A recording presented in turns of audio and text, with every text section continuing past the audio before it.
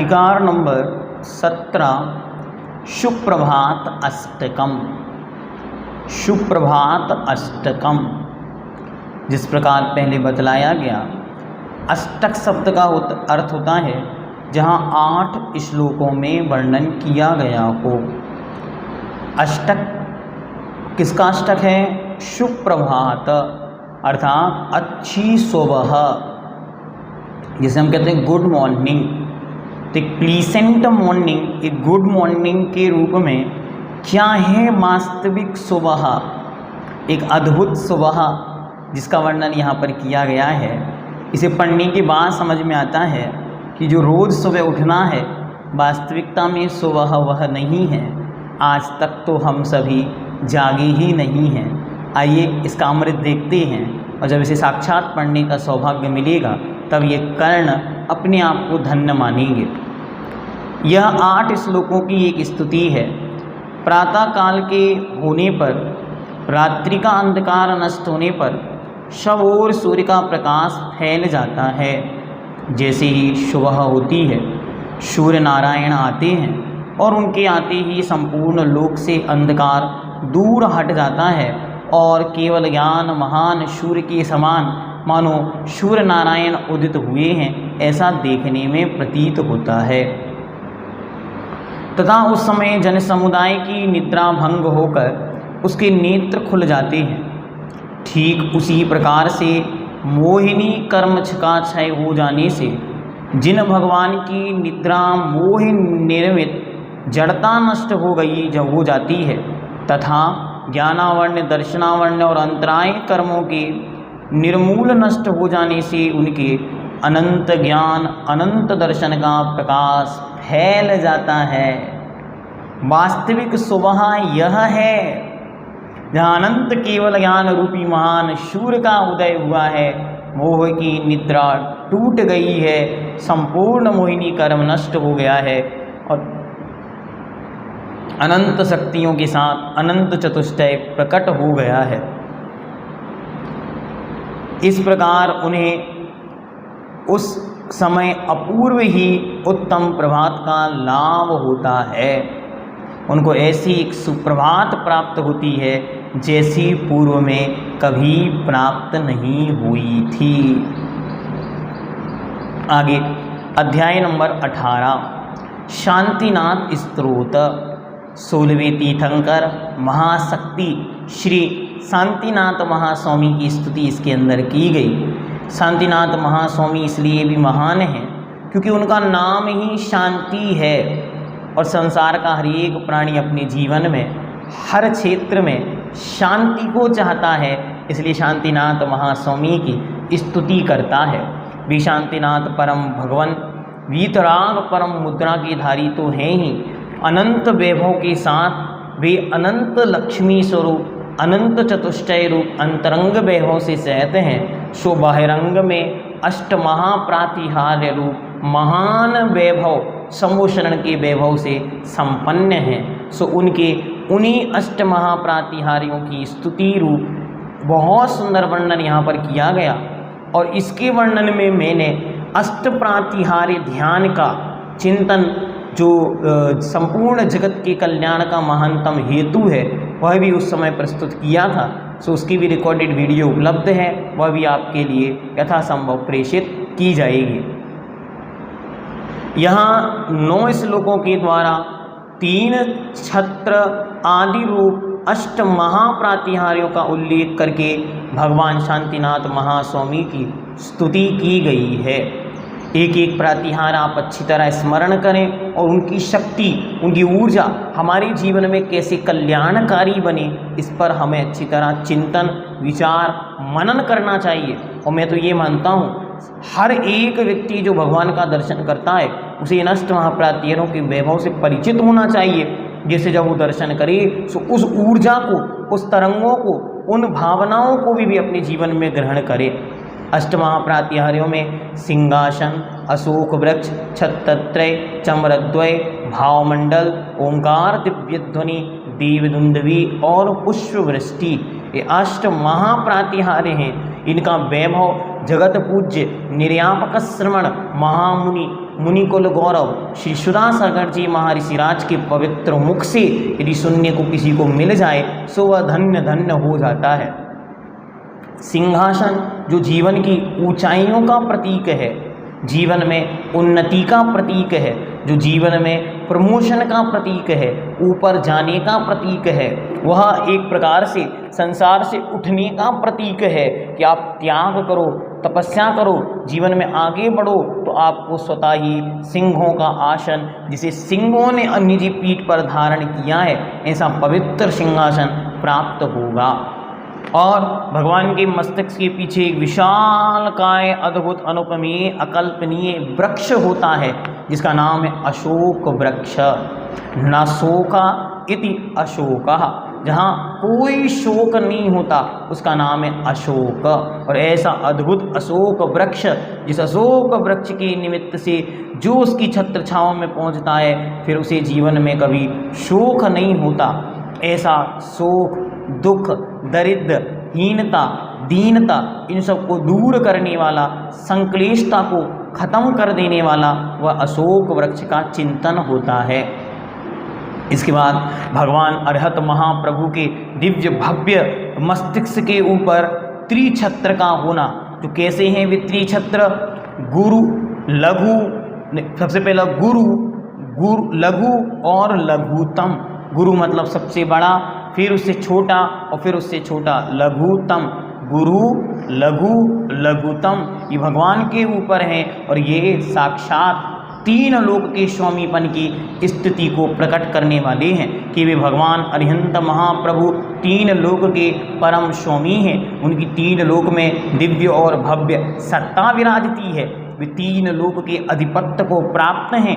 तीनों लोक उनके चरणों में नतमस्तक हैं। अधिकृत सर्वलोकम, सारा संसार जिनके चरणों में धूल के समान हो गया है, ऐसे भी महाप्रभु हम सब पर सदा छत्र छाया बनाए रखें। उनकी छत्र छाओं में जो रहता है वह कल्याण का पुंज हो जाता है।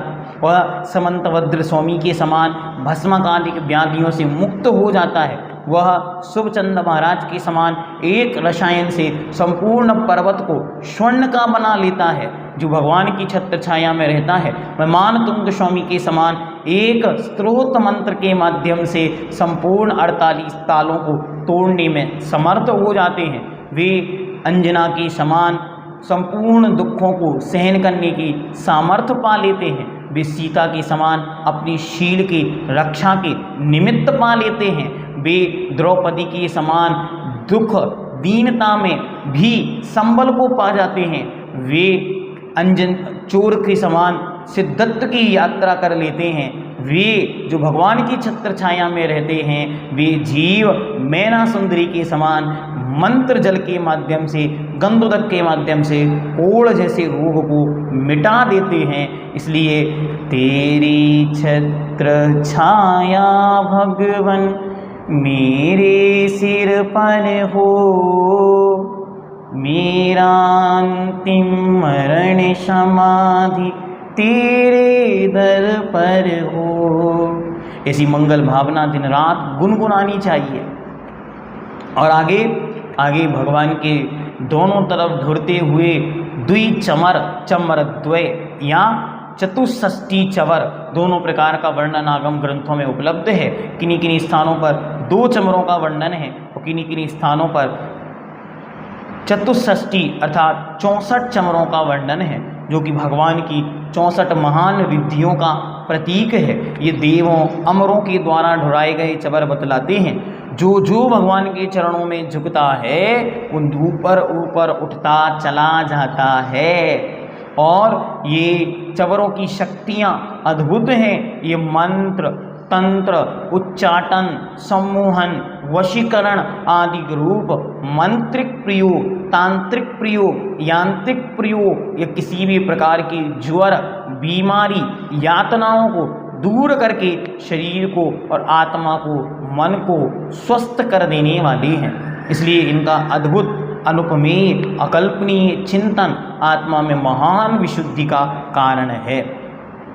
इसके आगे भगवान के श्री मस्तक के पीछे लगा हुआ भाव मंडल, वास्तविकता में यदि हम देखें तो भगवान के मस्तिष्क के पीछे लगा हुआ भाव मंडल ही प्रातिहार नहीं है, अपितु भगवान के शरीर के चारों तरफ ही कोटि शशि भानुदुति तेज छिप जाते हैं, महावैराग्य परिणाम ठहरात है।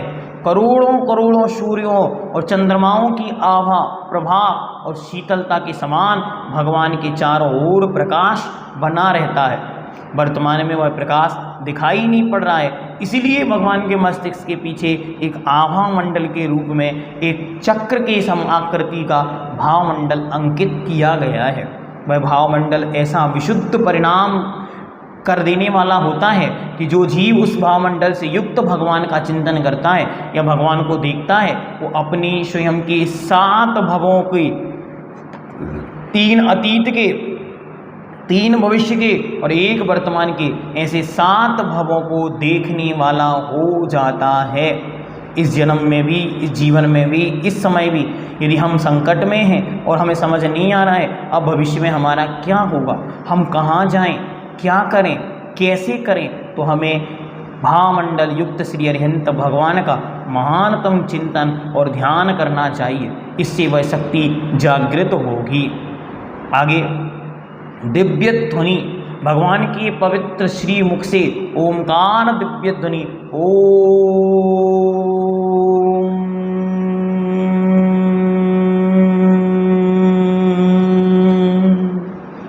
इसे ओंकार ध्वनि निकलते हुए चिंतन करना, ये भगवान की पवित्र वाणी जो सारे संसार के कल्याण का हेतु है, ये पवित्र वाणी मोक्षदायिनी है, सर्वार्थ सिद्धि प्रदायिनी है, यह संपूर्ण अर्थों की सिद्धि है, मनोवांछित सिद्धि प्रदायिनी है, अज्ञान तिमिर की नाशनी है, ये जगत कल्याणी जिनवाणी जो संसार में भगवान से भी पवित्र मानी गई है, क्योंकि भगवान के शरीर में जिसे रहने का सौभाग्य मिला, भगवान के मुख से, जिन मुखोद्भूत भगवान के पवित्र मुख से जिसकी उत्पत्ति हुई है, ऐसी भगवती, जगत कल्याणी, जगदम्बा, सरस्वती आदि अनेक नामों से जानी जाने वाली यह जिनवाणी दिव्य ध्वनि के प्रतीक के रूप में, ओंकार के रूप में और कहीं कहीं इस प्रकार की सहनाई के रूप में उसका अंकन किया जाता है। सुबह भगवान की पवित्र वाणी संपूर्ण जगत की कल्याणकारिणी है। कभी जब हम बाधा में हैं और हमें लगे कि अब हमारा भविष्य क्या है, कैसे हमारा कल्याण हो, हम किस पथ को प्राप्त करें, कहाँ जाएं, तो भगवान की उस ओंकार दिव्य ध्वनि का चिंतन करते हुए ये विचार करें कि हे भगवान, जैसे आपकी ये पवित्र वाणी हजारों हजारों सालों से संपूर्ण सृष्टि के कल्याण का हेतु है, सो हे पवित्र भगवती, हे जगत कल्याणी सरस्वती, हे भगवती, मेरा भी कल्याण करो। और उस ओंकार ध्वनि को निकलते हुए चिंतन करना चाहिए। इसके बाद अष्टमहाप्रातिहार्यों में पुष्प वृष्टि जिसमें मंदान, संतानक, पारिजात आदि देव पुष्प जो अशोक महानतम कल्प वृक्षों से प्राप्त हुए महानतम पुष्प हैं, जो अद्भुत अलौकिक सुगंधि को फैलाने वाले हैं, ऐसे वे पुष्प बरस रहे हैं। ऐसे भगवान श्री अरिहंत का चिंतन करें और वे पुष्प सिखला रहे हैं। जो जो भगवान के चरणों में आता है वह सुगंधित हो जाता है, खिल जाता है, उसकी यश कीर्ति फैल जाती है, उसकी सुगंधि की चर्चा, उसके गुणों की सुगंधि की चर्चा सारा संसार करता है। जब जीवन में आपको कभी ऐसा लगे कि कुछ हमारे साथ गड़बड़ होने वाला है, कुछ ऐसा लगे कि अब हमारा असुरक्षा का भाव महसूस हो, तब इन पुष्पों से युक्त श्री जिनेंद्र भगवान का चिंतन करें कि वे पुष्प वृष्टि होते हुए भगवान को देखने से महानतम विनय भाव अंतरंग में आता है, मान कषाय नष्ट हो जाती है, विनीतता, विनम्रता, नम्रता, नित्यवृत्ति और न जाने अद्भुत अलौकिक गुणों की उपलब्धि होती है, जिससे हमारा जीवन विद्या ददाति विनयम, ऐसी अद्भुत विनम्रता से विद्या की उपलब्धि होते हुए ये जीवन संपूर्ण समाज के बीच, संपूर्ण जगत के बीच शोभा को प्राप्त करता है, खिल जाता है और प्रकाशित होता है और सारा समाज इसकी सुगंधि को प्राप्त करता है। और अंतिम प्रातिहार्य है देवदुंदुभि। भगवान श्री अरिहंत महाप्रभु जिस विशाल काय दिव्य वैभव के साथ महानतम समोशरण में विराजमान है और उन समोशरण में नगाड़े बज रहे हैं, 12,500 करोड़ 12.5 करोड़ प्रकार के वाद्य यंत्र वहाँ बजाए जा रहे हैं। और वे वाद्य यंत्र बज रहे हैं, उन वाद्य यंत्रों में क्या शोर हो रहा है, जय हो जय हो जय हो, देवों के भी देव यहाँ हैं, शीघ्र पधारो आओ जी, जय हो जय हो जय हो। ऐसा अद्भुत अनुपमेय और अलौकिक वैभव से संपन्न वे श्री जिनेंद्र भगवान के अष्टमहाप्रातिहार्यों का चिंतन हमें प्रतिदिन करना चाहिए। जब जब हम भगवान का दर्शन करने मंदिर में जाएं, कम से कम 10 मिनट का समय निकालें और ऐसे अष्टमहाप्रातिहार महान वैभव से संपन्न श्री सर्वज्ञ वीतराग हरिहंत महाप्रभु का अच्छी तरह चिंतन मनन ध्यान करें, जिससे हमारा जीवन कल्याण पथ को प्रकाशित हो। ये ग्रस्त जीवन में सर्वश्रेष्ठ उपलब्धि यदि कोई है सो भगवान के अष्टमहाप्रातिहार्यों का चिंतन है। हर जीव को यथासंभव जैसे बने सामायिक के समय, शुभ भक्ति के समय या मंदिर में भगवान की भक्ति करते समय इन अष्टमहाप्रातिहार्यों से सहत जिनेंद्र भगवान की वंदना अवश्य करनी चाहिए। देखो, पद्मनंदी भगवान ने शांतिनाथ भगवान की स्तुति की। कल्याण मंदिर स्तोत्र में भगवान आचार्य देव ने श्रीमद् पार्श्वनाथ महास्वामी की, महाभट्टारक श्री पार्श्वनाथ स्वामी की अष्टमहाप्रातिहार्यों से स्तुति की। महाशक्ति संपन्न आचार्य प्रवर महामांत्रिक तांत्रिक तंत्र ज्ञाता श्रीमद् मानतुंग स्वामी ने ग्रंथराज भक्तामर स्तोत्र राज में भगवान की अष्टमहाप्रातिहार्यों से स्तुति की। और निर्यापक श्रमण जगत पूज्य महामुनि कुल गौरव श्री सुधासागर जी मुनिराज सदा ही अष्टमहाप्रातिहार्यों की महिमा गाते हैं और सदा इस सृष्टि को संदेश देते हैं कि हमें भी अष्टमहाप्रातिहार्यों के वैभव से युक्त श्री जिनेंद्र भगवान की वंदना प्रतिदिन करनी है और उनकी स्तुति, उनकी गीत, उनकी शक्तियाँ अपने जीवन में महसूस करनी है। तो आप सभी जो 12 वर्षीय पाठ्यक्रम के लिए उपस्थित हुए हैं, किसी भी माध्यम से स्वाध्याय से जुड़े हैं, वे जीव इस प्रकार की शक्तियों का आवाहन करें, वे अपने जीवन में इन शक्तियों का स्पर्श करें। ऐसी मंगल और पुनीत भावनाओं के साथ यह अधिकार यहाँ पर पूर्ण करते हैं।